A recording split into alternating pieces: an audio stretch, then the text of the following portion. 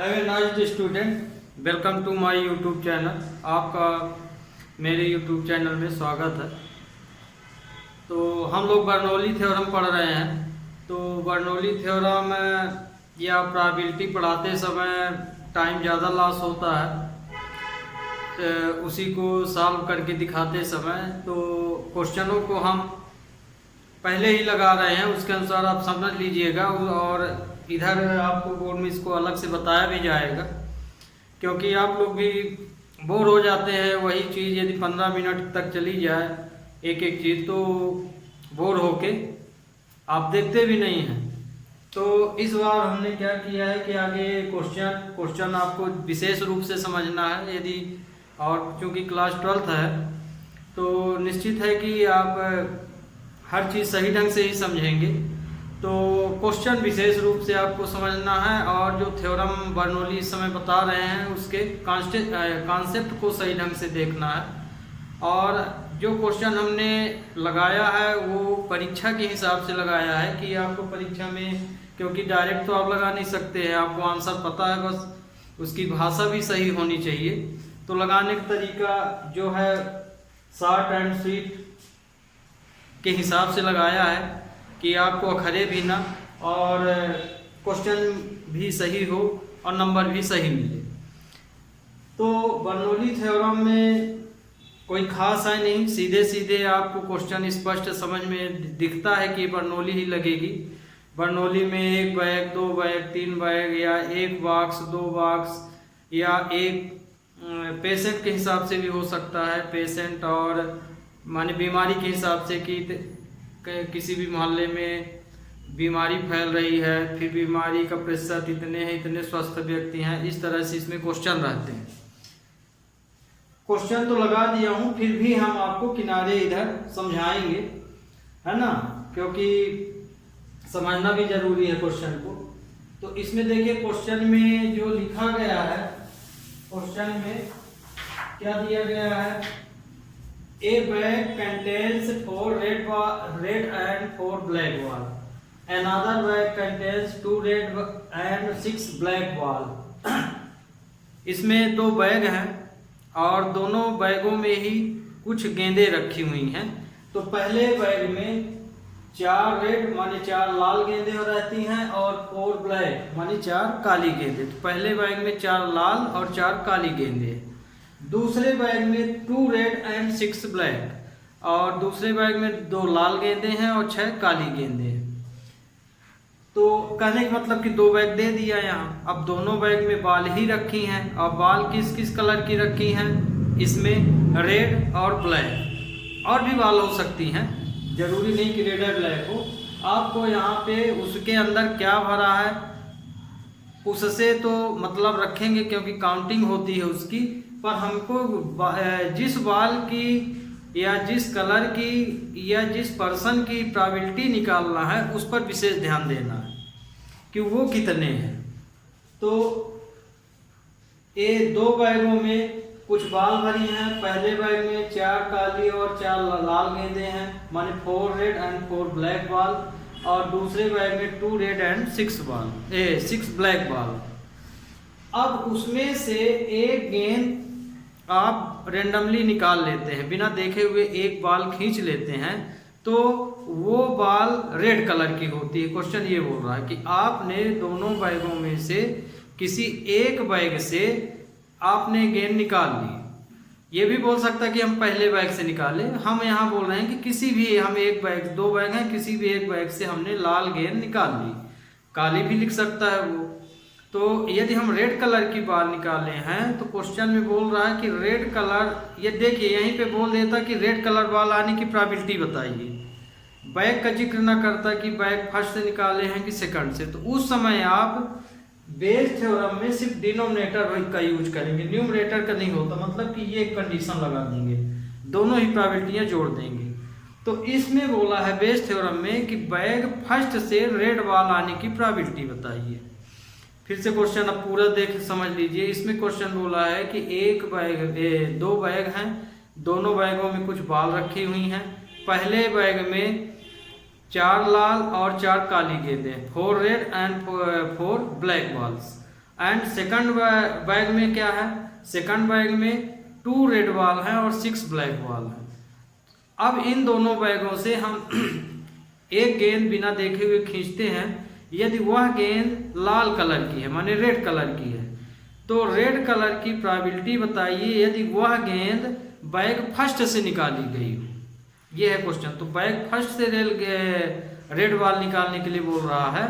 और Bayes theorem में student probability बनी बनाई आपको दी जाती है, बनाने की जरूरत नहीं पड़ती, इसलिए ये ज़्यादा इजी पड़ती है। तो क्वेश्चन में देखिए, क्योंकि हम 2 बैग यूज कर रहे हैं इसलिए बैग की भी प्रोबेबिलिटी आपको निकालनी पड़ेगी। तो 2 बैग हैं तो दोनों बैग में किसी एक के सेलेक्ट होने की प्रोबेबिलिटी 1/2 होगी। 3 बैग होते तो 1/6 हो जाती, 1/6। 4 होते तो 1/8। तो यहाँ पे हमने दोनों बैग का नाम क्या ले लिए, probability of selecting of the bag A and B, A and B. तो इसमें हम ए या बी बैग को चूज कर रहे हैं तो उसकी प्रोबेबिलिटी होगी 1/2। तो चूंकि बैग यहाँ है, बैग से ही हम गेंद निकाल रहे हैं, तो बैग जो है इवेंट का काम करेगा। तो 2 बैग हैं तो E1, E2, E3, 3 बैग हैं तो E3, 4 बैग हैं तो E4 मान लीजिए।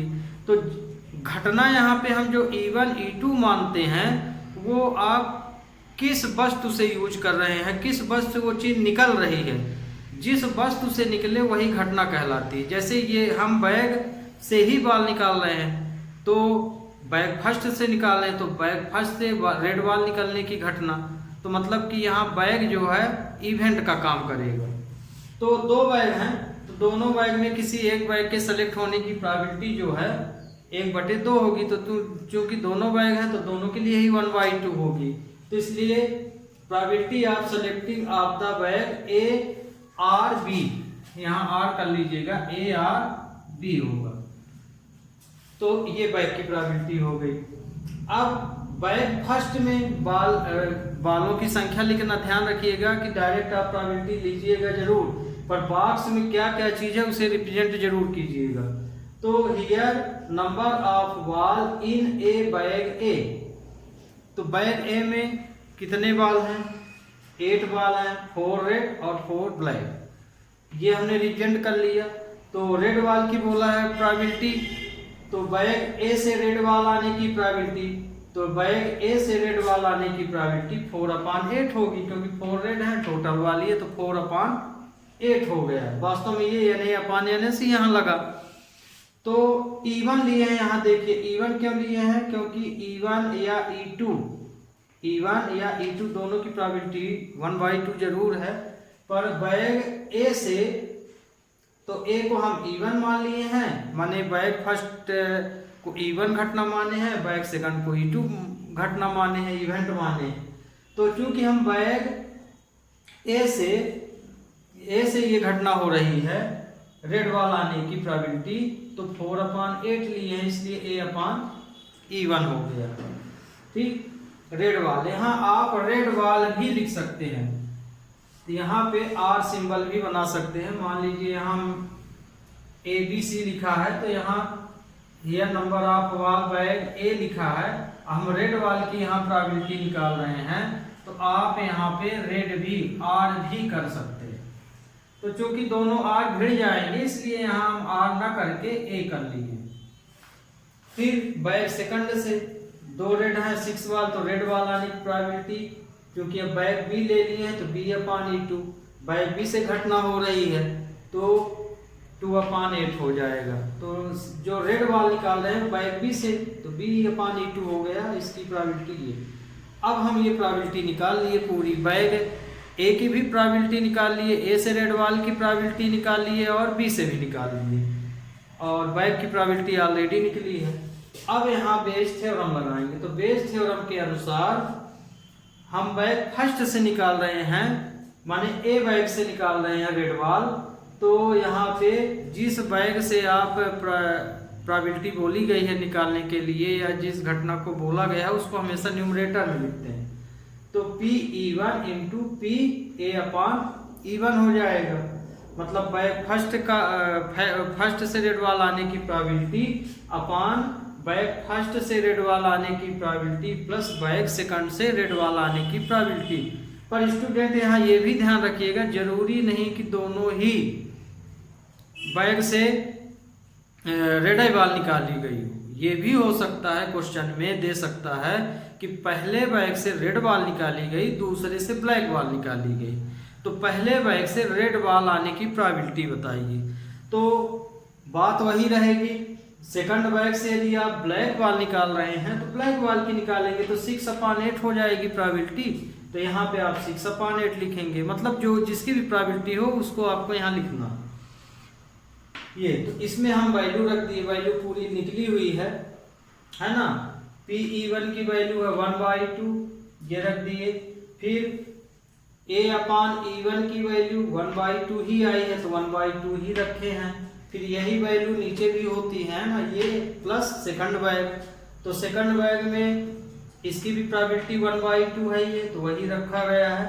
और रेड सेकंड बैग से रेड वाल आने की प्रोबेबिलिटी है 1/4, है ना, तो ये 1/4 रख दिया गया। तो कुल मिला के कहने का मतलब हमको ये इतना ही यूज करना पड़ा और इन्हीं वैल्यूओं को हम बेस थ्योरम में रख के सॉल्व कर लिए। तो ये अब हम इसको जब सॉल्व किए तो आंसर आया 2/3, बाकी का तो आप कैलकुलेशन खुद ही कर लेंगे। तो इसकी प्रोबेबिलिटी आई 1/2। Okay, we take next question. अब देखिए स्टूडेंट अगला क्वेश्चन, अगले क्वेश्चन को भी हमने लगाया नहीं है, समझा देते हैं आपको आगे से, फिर उसके बाद हम जिस तरह भी पहला क्वेश्चन लगाए थे उस तरह लगा देंगे, है ना। समझना ज़्यादा ज़रूरी है और इसको इसलिए लिए हैं, पिछले एग्जाम्पल से कंपेयर करके ले रहे हैं क्योंकि क्वेश्चन वही है ना, घटना को बदला है। वहाँ गेंद थी, यहाँ हमारा बच्चों के डिवीजन है। और इसमें आपको ये बताने की कोशिश की गई है कि बेस थ्योरम किस किस माने बेस थ्योरम का यूज जब हम करते हैं तो किन किन घटनाओं में कर सकते हैं, कैसे क्वेश्चन होते हैं, लगाना है या नहीं लगाना है। तो ये देखिए इसमें पिछले क्वेश्चन में क्या दिया गया था, 2 बैग थे, है ना, यही क्वेश्चन दिया गया था। 2 बैग थे, दोनों बैगों में ही कुछ गेंदें रखी हुई हैं। पहले बैग में 4 रेड माने 4 लाल और 4 काली गेंदें थी और दूसरी में 2 लाल और 6 काली गेंदें थी, माने 4 red 4 black ball, 2 red and 6 black ball, दोनों बैग थे। और इसमें फिर बैग फर्स्ट से रेड बॉल आने की प्रोबेबिलिटी, यदि क्वेश्चन ये था कि प्रोबेबिलिटी रेड बॉल की बताइए यदि रेड बॉल फर्स्ट बैग से निकल रही हो। तो ये क्वेश्चन तो आपको समझा दिए। अब इसी के आधार पे आप इस क्वेश्चन को भी समझिए, उसका फिगर ये बनाया of the student in A college. कुछ बच्चे कॉलेज में हैं या पढ़ते ही हैं, कॉलेज में तो पढ़ेंगे ही। It is know that 60% reside in a hostel and 40% are day scholar. इसमें से जो भी कॉलेज में बच्चे पढ़ते हैं उन बच्चों में से 60% बच्चे हॉस्टल में रहते हैं और 40% बच्चे हॉस्टल में नहीं रहते, जिन्हें स्कॉलर बोला गया है। तो ये क्वेश्चन इतना समझ में आ गया होगा। तो कहने का मतलब कॉलेज एक है, पर यहाँ पे 2 तरह की कंडीशन कौन सी ली गई, जैसे इसमें बैग ए बैग भी ली गई, लेकिन यहाँ पे कॉलेज 2 नहीं हो रहे हैं, यहाँ बच्चे 2 जगह में बट रहे हैं। कुछ हॉस्टल के हिसाब से हैं और कुछ कॉलेज के हिसाब से हैं। माने कुछ बच्चे कॉलेज के हॉस्टल में रहते हैं, कुछ अपने से कमरे लेके कॉलेज के बाहर रहते हैं। तो मतलब यहाँ पे जो 2 घटना है वो बच्चों के हिसाब से डिवाइड है, हॉस्टल और बगैर हॉस्टल के हिसाब से। तो ये 2 घटना हुई, ठीक। तो अब यहाँ पे पहली लाइन तो आपको समझ में आ गई होगी। अब इसमें से scholar previous year result that 30% of all student who reside in hostel attend A grade and 20% of day scholar attend। तो पहली घटना, पहले तो क्वेश्चन में ये बोला गया कि इस कॉलेज में 60% बच्चे हॉस्टल में रहते हैं और 40% बच्चे हॉस्टल के बाहर मतलब अपने से रहते हैं। वो किस तरह रहते हैं वो जाने। उसमें तो जो उसमें रिजल्ट दिया गया स्कूल की परीक्षा में, एग्जामिनेशन में, तो ऐसे 30% बच्चे थे जो हॉस्टलर थे जिन्हें ए ग्रेड दिया गया। 30% बच्चों को ए ग्रेड दिया गया, लेकिन वो 30% बच्चे कहाँ रहते थे? हॉस्टल में। और 20% बच्चों को भी ए ग्रेड दिया गया, पर ऐसे बच्चे थे वो जो हॉस्टल में नहीं रहते थे। इसका अर्थ यहाँ पे ये हुआ एग्जामिनेशन में। At the end of year one student is chosen at random for the college and he has an A grade. What is the probability that student is hosteler? तो इसमें ए ग्रेड तो दिया जा रहा, hostel के बच्चों को भी ए ग्रेड दिया जा रहा और जो हॉस्टल में नहीं रहते उनको भी दिया जा रहा। इनमें से एक बच्चे को चूज किया जाता है तो वो बच्चा ए ग्रेड माने ए ग्रेड के बच्चे को चूज किया जाता है एट रेंडमली। ये नहीं देखा जाता है कि वो हॉस्टलर का है कि बगैर हॉस्टलर का माने स्कॉलर है। तो प्रोबेबिलिटी बताइए कि जो बच्चा चूज किया गया वो स्कॉलर है, मतलब कि जो हॉस्टल में नहीं रहता वो बच्चा है जिसने ग्रेड ए पाया हुआ है। तो देखिए ग्रेड में तो बहुत बच्चे हैं, पर हमें अब ऐसे बच्चे की प्रोबेबिलिटी, ऐसा बच्चा चूज किया गया जो स्कॉलर हो, माने ग्रेड ए पा रहा और स्कॉलर है। तो मतलब कि हमें स्कॉलर स्टूडेंट के ए ग्रेड पाने की प्रोबेबिलिटी बताना है। तो ये देखिए अब यहाँ से समझिए, यहाँ दो बैग थे, यहाँ दो तरह के बच्चे हैं। ये हॉस्टलर बच्चे हैं, 60% बच्चे हॉस्टल में रहते हैं और 40% बच्चे स्कॉलर हैं जो हॉस्टल में नहीं रहते हैं। 60% बच्चों में से 30% बच्चों को ए ग्रेड दिया जाता है और 20% ए ग्रेड स्कॉलर बच्चों को दिया जाता है। तो देखिए इसकी प्रोबेबिलिटी आप ओरली यहीं से बता देंगे। ये हॉस्टलर है तो मान लीजिए हॉस्टलर की प्रोबेबिलिटी यदि पूछी जाती तो आप यहाँ क्या लिखते? 60% इंटू 30% यदि हम हॉस्टल की निकाल रहे हैं और 60% इंटू 30% प्लस, फिर ये वाला भी प्लस हो जाएगा तो यहाँ क्या हो जाता? 40% इंटू 20%। अब इस परसेंट को आप चाहे 60/120 लिख लीजिए, इंटू करके वो बात की बात है। तो ये जो परसेंट लगा तो परसेंट तो आप जानते हैं दोनों को इंटू नहीं करेंगे, यहाँ पे 60/100 और 30/100 करके सॉल्व कर लेंगे। अब यदि यही क्वेश्चन यहाँ के लिए पूछा है तो ये वाली वैल्यू ऊपर हो जाएगी, माने यहाँ हो जाएगी बस, और ये वैल्यू हट जाएगी। तो यदि हॉस्टलर की पूछे तो ये वैल्यू ऊपर होगी और स्कॉलर की पूछे तो ये। आंसर यही है आपका, माने बस इसको आप कैलकुलेट कर दीजिए। ध्यान रखिए मैं परसेंट के हिसाब से लिख दिया हूँ, इसको आपको इस तरह लिखना है। जैसे 60% है तो 60/100 इंटू 30/100, चाहे तो डेसिमल में भी कर सकते हैं 0.6.3। तो ये आपका आंसर हो गया। तो हमारे ख्याल से अब आपको क्वेश्चन अच्छी तरह से समझ में आ गया होगा। इसी को अब हम विधिवत लगाए दे रहे हैं। ओके,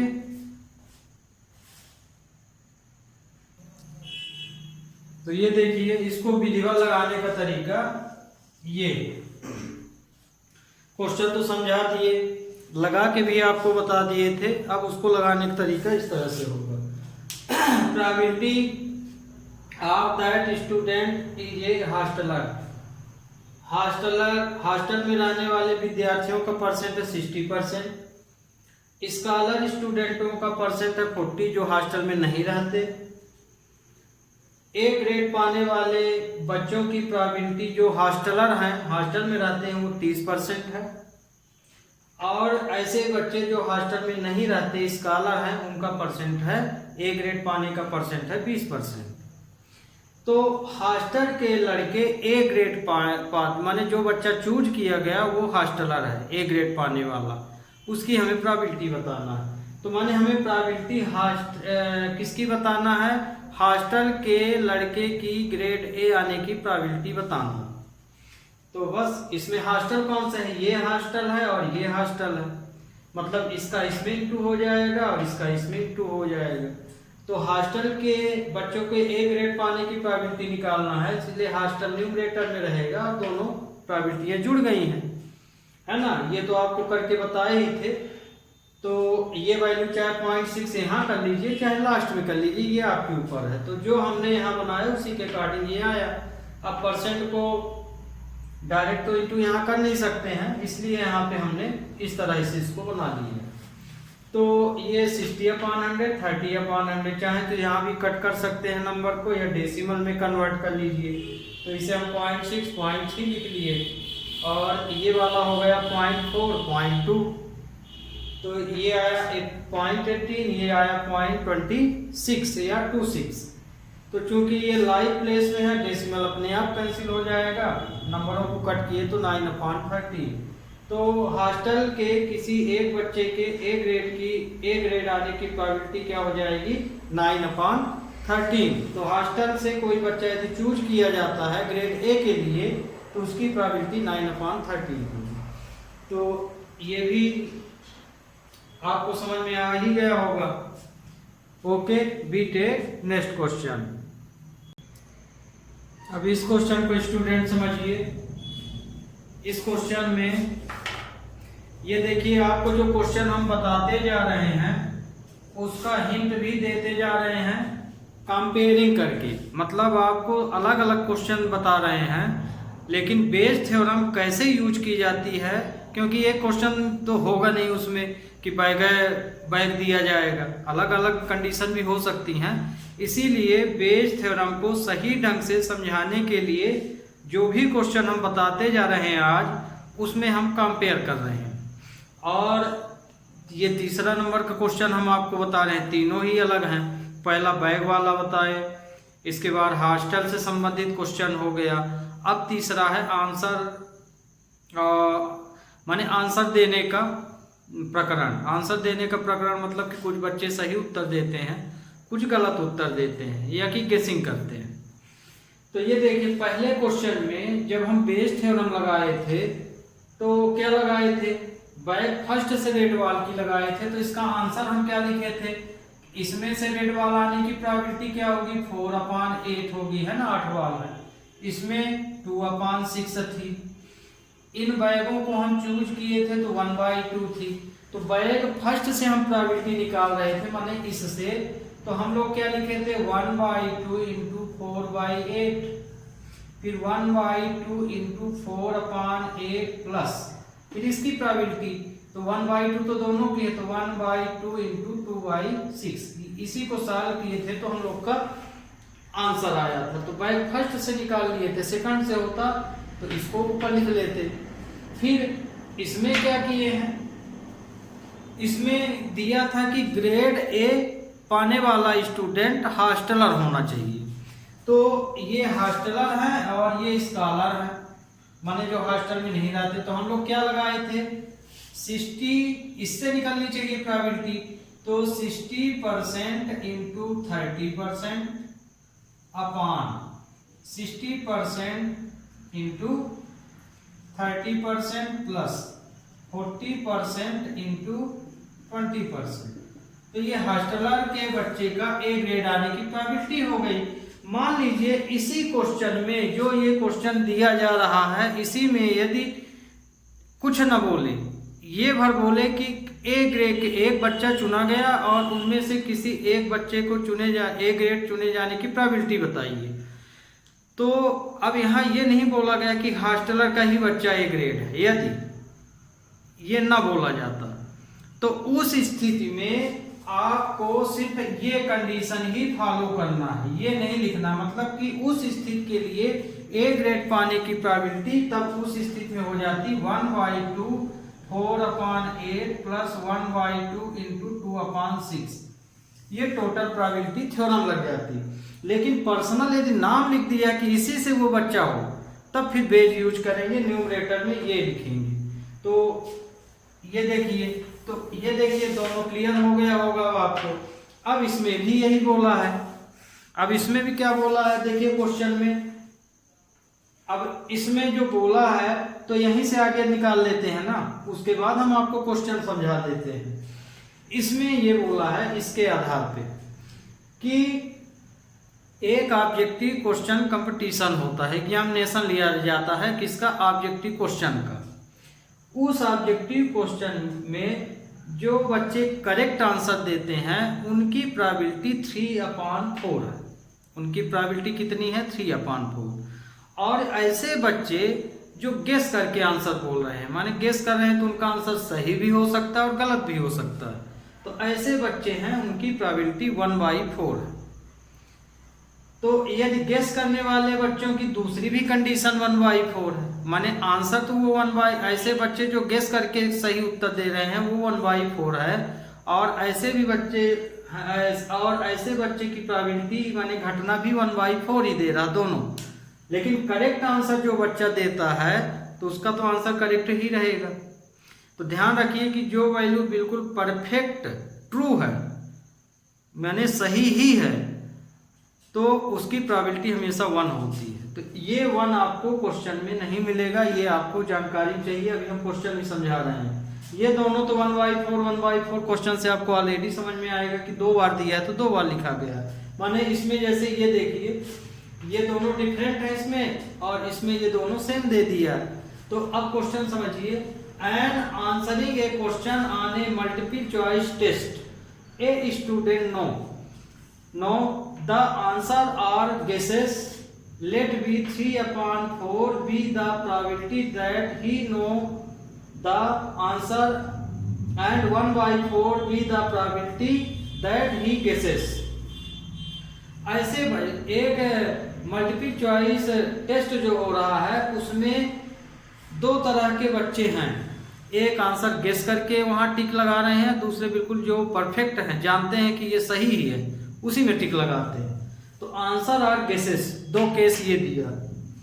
अब आंसर करेक्ट देने वालों की तो let 3/4 be the probability that he know. ऐसे बच्चों की प्रोबेबिलिटी 3/4 है जो मल्टीपल चॉइस के जो ऑप्शन दिए गए हैं उनके आंसर वो जानते हैं। नो द आंसर, तो आंसर जानने वाले बच्चों की प्रोबेबिलिटी है 3/4। तो ये करेक्ट आंसर मतलब कि जो बच्चे आंसर जान रहे हैं उसकी प्रोबेबिलिटी है 3/4। And 1/4 the probability that he guesses. और ऐसे बच्चों की प्रोबेबिलिटी जो गेस करके आंसर दे रहे हैं उनकी प्रोबेबिलिटी है 1/4। तो ये 1/4 गेसिंग आंसर है। अब गेसिंग आंसर में उनका सही भी हो सकता है, गलत भी हो सकता है, वो तो बात की बात हुई। Answering that a student who guesses at the answer will be correct with probability 1/4। अब यदि ऐसे बच्चा जो आंसर को गेस करता है और उसकी प्रोबेबिलिटी जो है 1/4 है। अब इसमें क्या दिया देखिए, इसमें ये 1/4 ये तो गेस करके दिए आंसर, पर उसमें से कुछ बच्चे ऐसे भी हैं, तो इसमें ए लिख दिया तो यहाँ हम माने लेते हैं चलिए एक ही बच्चा है। तो इसमें एक बच्चा ऐसा भी है जो आंसर तो गेस करता है पर उसका आंसर करेक्ट है। उसका आंसर क्या है, करेक्ट है, पर वो आंसर दे कैसे रहा, गेस करके दे रहा, इसलिए इसकी प्रोबेबिलिटी उसने दे दी 1/4। ऐसा स्टूडेंट जो आंसर को गेस करता है और उसका आंसर क्या हो जाता है, सही हो जाता है, ऐसे बच्चे की भी प्रोबेबिलिटी 1/4। तो लेकिन वो आंसर गेसिंग से ही दे रहा, इसलिए ये 1/4 गेसिंग में चला गया। तो अब हमें आंसर इसमें बताना है कि ऐसी उन बच्चों की प्रोबेबिलिटी बताइए जो आंसर जानते हैं। ऐसे बच्चों की प्रोबेबिलिटी, किसी एक बच्चे को चुना गया तो उस बच्चे की प्रोबेबिलिटी जो आंसर जानता है, जो करेक्ट आंसर जानता है, उस बच्चे की हमें प्रोबेबिलिटी निकालना है। लिखा है ना, given that answer is correctly. ऐसे बच्चों की प्रोबेबिलिटी जो आंसर करेक्ट बताता है। तो करेक्ट का ये है, ये तो गेस वाले हैं, तो कहने का मतलब ये नहीं बोल रहा कि किसी एक किन्हीं में से जो करेक्ट दे रहे हैं उन्हीं में से चूज करना। तो मतलब हमें इसकी प्रोबेबिलिटी बोल रहा, तो क्या हो जाएगा 1 × 3/4। फिर 1 इंटू 3/4 प्लस 1/4 इंटू 1/4। अब आप इसको सॉल्व कर लीजिए, आपका आंसर आ जाएगा। तो आपको केस पूरी तरह से समझ में अब आ रहे होंगे। अलग अलग क्वेश्चन जरूर है, पर आपको इवेंट क्या दिया गया है, मेन इवेंट है, तो इसमें इवेंट करेक्ट आंसर है और गेसेस आंसर है, इसके अंदर से हमको लेना है। तो करेक्ट आंसर की प्रोबेबिलिटी बोला है तो करेक्ट वाली वैल्यू ऊपर करेंगे। मान लीजिए इसी में गेसेस का बोलता तो गेसेस वाले को न्यूमरेटर में लिख लेते।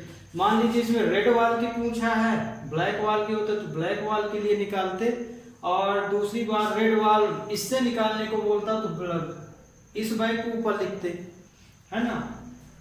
तो अब हम इसको भी विधिवत आपके सामने लगाए दे रहे हैं। तो ये है उसका आंसर, है ना। अभी जो आपको क्वेश्चन समझाए तो क्वेश्चन तो आपको पूरी तरह से आप बता दिए, अब उसका ये आंसर है। तो स्टूडेंट नो द आंसर, इसकी वैल्यू दी है 3/4। नो द आंसर की वैल्यू क्या दी है, ये है ना, ये वाला इवेंट हम इसको मान लिए, तो इसकी प्रोबेबिलिटी 3/4 दिया है। फिर ऐसे बच्चे जो गेस कर रहे हैं आंसर, उनकी वैल्यू है ये, तो ये गेसेस आंसर हो गया। फिर इवेंट, ये ए इवेंट हम उसको माने जो करेक्ट आंसर देता है, तो जिसका आंसर बिल्कुल करेक्ट हो जाता है, गलत माने गलत होने का चांस ही नहीं रहता, मतलब गलत होने की प्रोबेबिलिटी 0 हो गई। तो हमेशा ध्यान रखिएगा स्टूडेंट, ऐसी प्रोबेबिलिटी 1 ही होती है। ये प्रोबेबिलिटी 1 क्यों ली गई, क्योंकि बच्चे बिल्कुल करेक्ट आंसर दे रहे हैं, रॉन्ग दे ही नहीं रहे। और आप प्रोबेबिलिटी पढ़े हैं कि घटना 2 ही होती हैं, या तो वो चीज़ घटित होगी या ना होगी। तो यदि ये दोनों में आ जाता उत्तर, माने रॉन्ग प्लस करेक्ट को हम जोड़ दें तो उसकी वैल्यू 1 हो जानी चाहिए।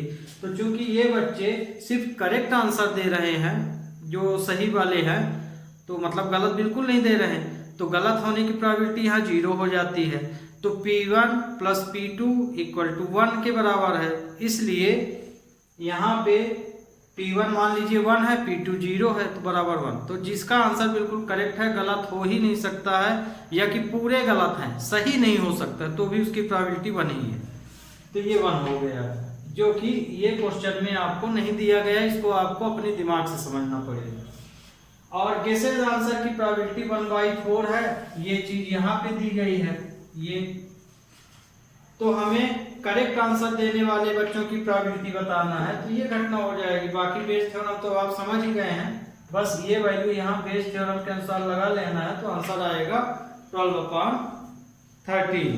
तो अब ये भी क्वेश्चन आपको अच्छी तरह से माने समझ। तो ये अगला क्वेश्चन देखिए, ये भी वही क्वेश्चन है। इसमें दिया है देयर आर 3 कॉइन्स, 3 सिक्के हैं। One is a 2-head coin, another is based coin that comes up 75% head of the time, and third is an unbased coin. One of the 3 coins is chosen at random and tossed.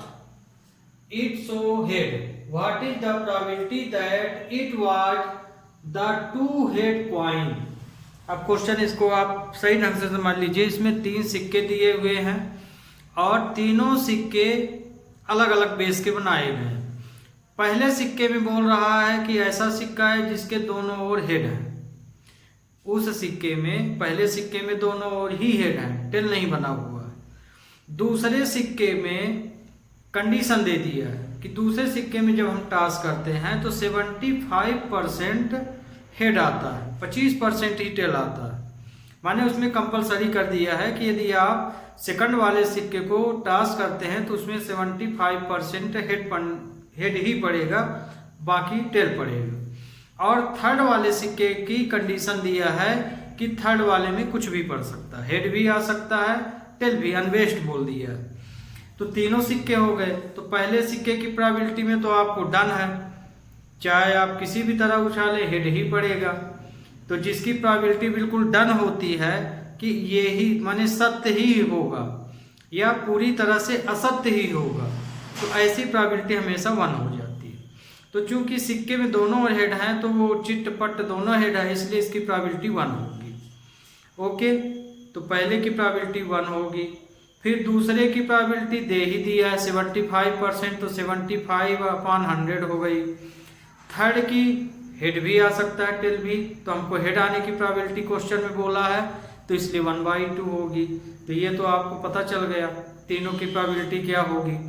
अब सिक्के कितने हैं, 1/3 हैं, तो 3 सिक्कों की probability तीन सिक्कों की प्रोबेबिलिटी क्या होगी, 1/3 होगी। तो ये क्वेश्चन लगा है, ये बेस्ड थ्योरम। तो 3 सिक्के हैं, देखिए जैसे ये 3 सिक्के ले लिए। अब 3 सिक्कों की इसमें क्वालिटी क्या दी गई है, इन 3 सिक्कों की क्वालिटी को हम यहाँ इसको हम E1 मान लिए हैं, ये E2 है, ये E3 है। तो पहले सिक्के की क्वालिटी है कि दोनों ओर ही हेड रहते हैं।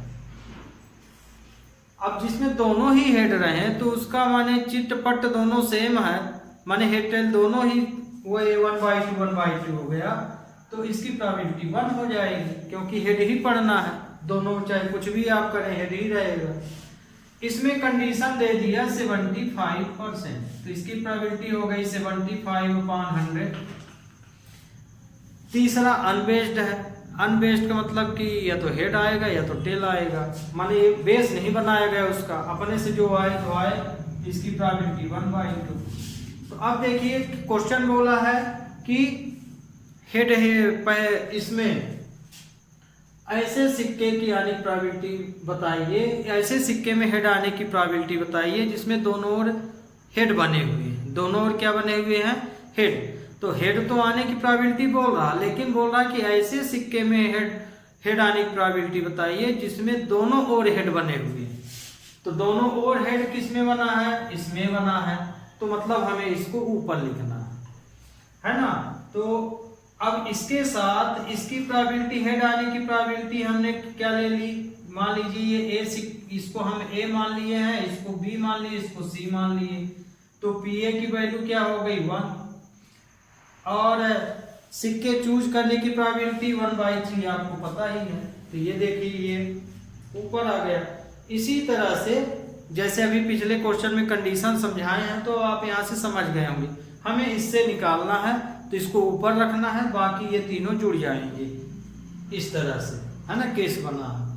तो अब आपको क्वेश्चन ये भी समझ में अच्छी तरह से आ गया होगा, क्योंकि जितने भी आज हम क्वेश्चन बताए हैं पूरे क्वेश्चन अलग अलग थे, पर लगाने का तरीका बिल्कुल सेम था, यदि आप ये फिगर समझ लिए हैं तो ये क्वेश्चन आप देख लीजिए, हम लगा दिए हैं, है ना। बाकी तो यहाँ से हम खुद ही बता दिए आपको, और केस यहाँ लिखा हुआ है, आप अच्छी तरह से इसको देख लीजिए। इसकी प्रोबेबिलिटी 4/9 आएगी। तो स्टूडेंट आज के लिए बस इतना ही। नेक्स्ट लेक्चर में बेस थ्योरम के कुछ और क्वेश्चन लेंगे, है ना, अच्छे अच्छे क्वेश्चन हैं, ताकि आपको कहीं भी कोई भी तरह बेस का यदि क्वेश्चन हो और वो किसी भी तरह दे दिया जाए, आप कंफ्यूज ना हो, इसलिए हम बेस के अलग अलग तरह के क्वेश्चन ले रहे हैं। ओके, तो आज के लिए student have a nice day.